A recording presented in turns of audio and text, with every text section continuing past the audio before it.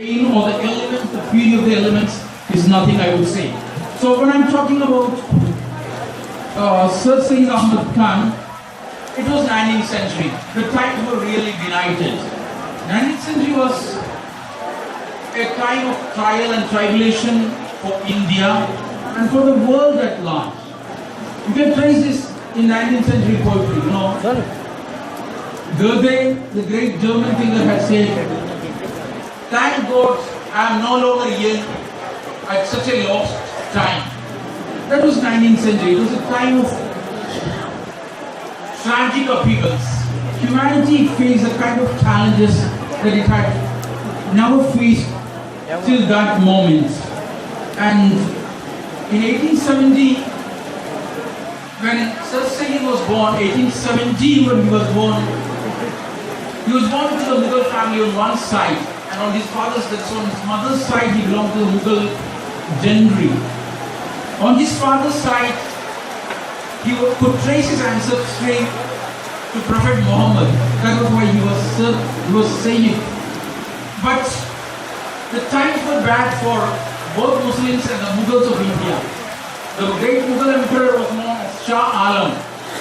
Shah Alam meant the emperor of the universe. But by the time Shah Alam was on the throne, his empire didn't extend an inch beyond the ramparts of Red Fort. The great Mughal empire was in ruins, and he was simply a vassal of the British. It was at that time that Sir Syed was born. Sir Syed was a grandson of, I won't go for a long address because I know there's going to be a cultural fest here. Plus a lot of speakers are here. I will just take 10 minutes. And Dr. Umer was our first teacher of Sir Syed. And at that time, of course, Sir Syed was a very complex person. He was so complex that his kind of legacy is not something that lends itself to any kind of reflective reading. It doesn't lend itself to, we can't say that what was Sir Syed. There were of course a lot of criticisms against Sir Syed. People said he was a stooge of the British. There were people who said that he was a henchman of the colonialists. But if you look at Sir Syed closely, the picture that emerges is a person of great maturity, wonderful wisdom, great strategy, and immense foresight. Sir Syed, imagine just if Sir Syed had not lived. Imagine if Sir Syed had not lit the lamp in Aligarh which he had lit. What would have been the fate of Islam and Muslims, especially the Muslims of India? But to say that Sir Syed was only a leader of Muslims is not to see his greatness in its entirety. Because Sir Syed, the establishment, the institution called the Aligarh Muslim University was a syncretic institution. It was a great center of culture. The first person who donated land for the Aligarh Muslim University was not a Muslim. He was a Hindu king. And another contribution came from a Sikh king of the locality.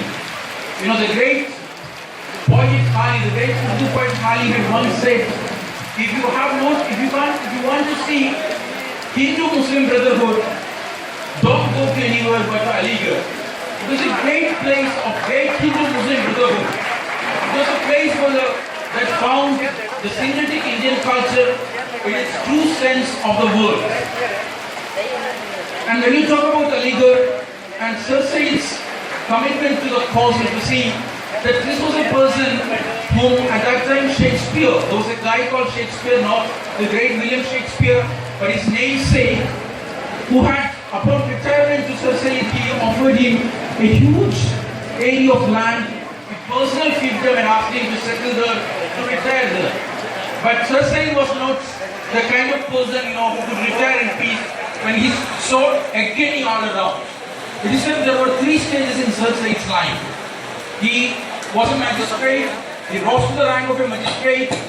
Then in 1858 was a very, very bad period for India, especially for the Muslim minority in the country. It was a time when the great poet Ghalib had sang that even the dust of Delhi thirsts for Muslim blood.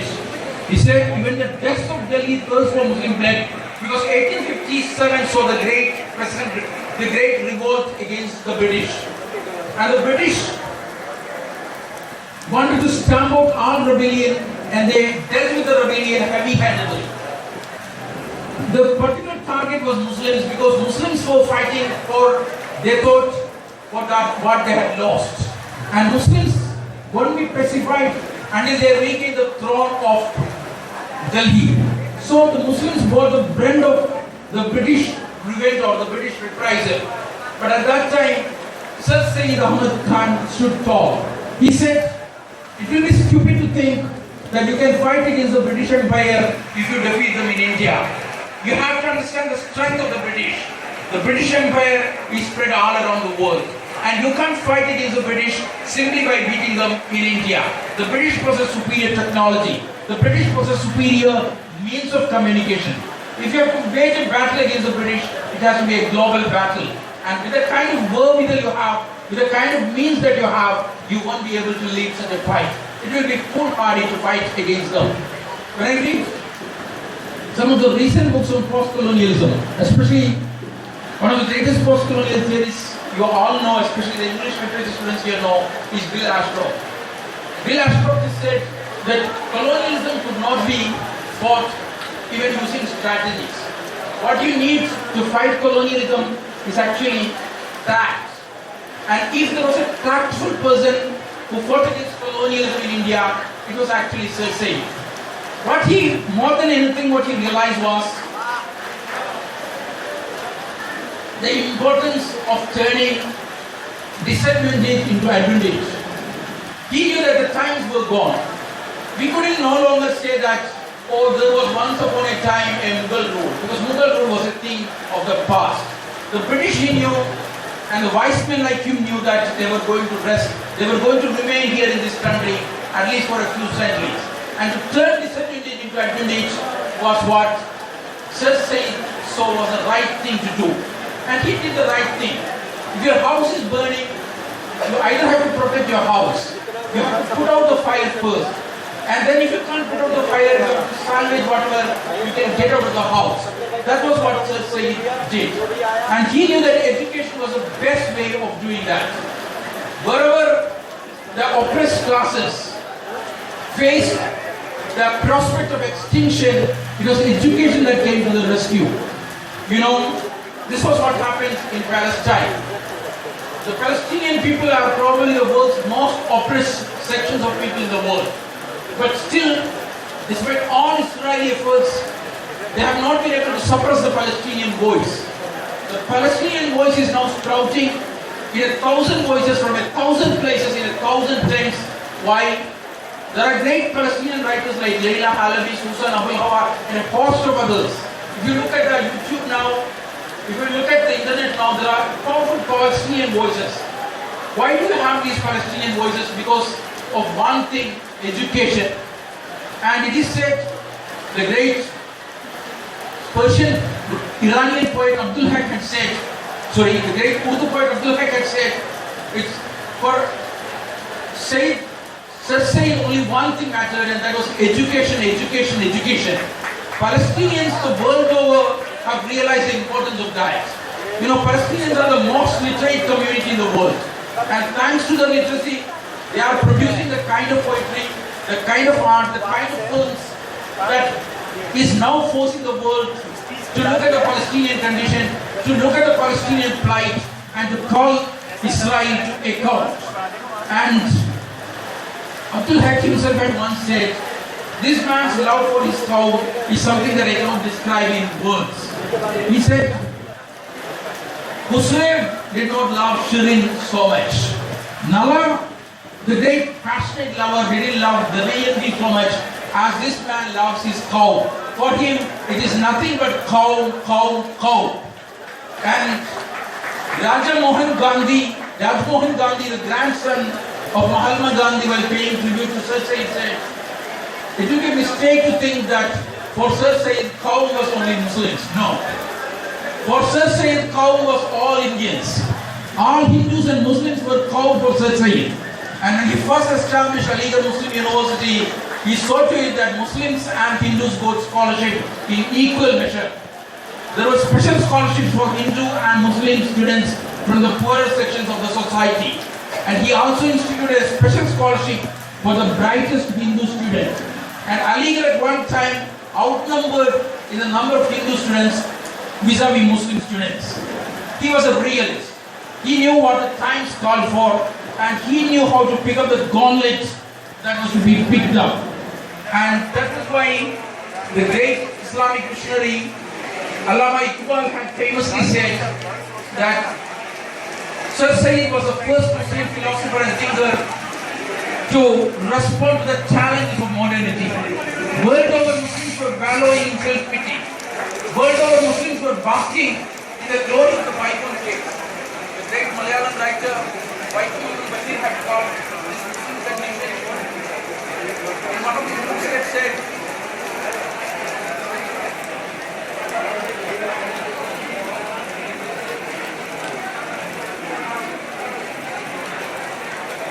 okay, so what I'm saying is that Sir Syed was a realist. He was a very complex person. He was a very complex philosopher. To analyze him in simplistic terms won't be doing justice to him. But what appealed to me most when I read about Sir Syed was his sense of modesty. He often used to say, I'm not a knowledgeable person. I'm not a scholar. But at the same time, he was a scholar who led Muslims and wider India into the realm of a great realization. I don't know how many Aligarhians are aware of the fact that it was Sir Syed Ahmed's writings that led Alan Hume. You might have heard of Alan Victoria Hume, the person who founded the Congress Party. Following 1857, after 1857 was a worst year for India because British turned on Indians. Both India's Muslims and Hindus were the target of the British iron, and a lot of Indians were hanged, a lot of Indians were sentenced to cruel punishments, a lot of them were exiled to Andaman. At that time, he had written a pamphlet titled Reasons for the Indian Revolt, where he compared the legacies of Akbar and Aurangzeb. He said probably Aurangzeb was a just ruler, but he couldn't relate with the people. His problem was that he couldn't relate with the people in the way that a ruler should relate with the people. You might be a just ruler, you might be following the book, but what matters is that you should be able to relate yourself with the people. It was where Akbar won and Aurangzeb lost. Similar is the case with the British. The British have failed to read the Indian psyche. And it was this pamphlet, Rajmohan Gandhi, the grandson of Mahatma Gandhi, says, that prompted Alan Octavian Hume to found the Indian National Congress. What I'm saying is that the writings of Sir Syed indirectly led to the foundation of Indian National Congress. Many people, they say that Sir Syed was responsible for Muslim separatism. But the fact was that Sir Syed was a great body of Hindu-Muslim unity. I told you about how Aligarh was that promoted a syncretic culture. A syncretic culture both Hindus and Muslims together. When you talk about Aligarh, another thing that you have to say is about the kind of faculty that Sir Syed brought to Aligarh. You know, one of the greatest, who was the first Oxford professor of English? Can anybody here tell me? I usually conduct interactive sessions. The greatest Oxford professor of English was Sir Walter Raleigh. I repeat his name, he was Sir Walter Raleigh, not the great Walter Raleigh who was a pirate, who was also a poet, but who was, eventually sentenced to death by Queen Elizabeth. This was a 20th century Sir Walter Raleigh, who was the greatest Shakespeare scholar. And this greatest Shakespeare scholar first became a professor. He was the first professor of English at Oxford, but he first became a professor in Mohammedan Anglo-Oriental College. And that was done by Sir Syed Ahmad Khan.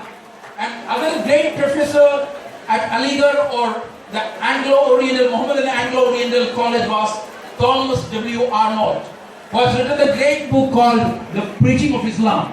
And you might say what has especially struck me when I read about Sir Syed Ahmed Khan was his fears about India. You know, he had a lot of dark premonitions on India. He said, if we have democracy in India, it will soon degenerate into majoritarianism. Winston Churchill had said the same thing. Churchill had famously said, if India becomes free, power will go to rascals and rogues and bootleggers. That was what Winston Churchill said. Indians will compete for power and the idea called India will be lost. That was what Winston Churchill said, and probably Sir Syed too had the same fears. Because in the 1890s that Sir Syed expressed his fears. Because there was a riot in Bombay following what was said to be a cow slaughter incident. But I would like to quote M.J. Akbar, who was still recently a minister. The cow slaughter was an issue by certain sections of the Hindu communalist fringe only because when Muslims slaughtered a cow, it became an issue. There were British who were eating beef every day, but not in one British canteen did the Hindu Renaissance forces stage a protest against cow slaughter. Cow slaughter became an issue only when Muslims slaughtered cows. It was then that Sir Syed, in a moment of utter desperation, said that I doubt whether these two communities can ever live in harmony and peace. But his greatest ambition, his greatest dream was to see Hindu-Muslim unity in this country. And that was what he strove for. And Aligarh for a long time had a tradition of Hindu-Muslim unity. Even when there were communal riots outside, the campus remained peaceful. Now, I don't want to stretch out my address. And there are a lot of people, because we've got a lot of cultural events. What I would say is that he was a man who came at the wrong time, but tried to set things right. And it, of course, required a visionary of his genius to set things right. And that was his greatest vision. And that was why probably Allama Iqbal said, but for him, the world would have been, India would have been a more benighted place.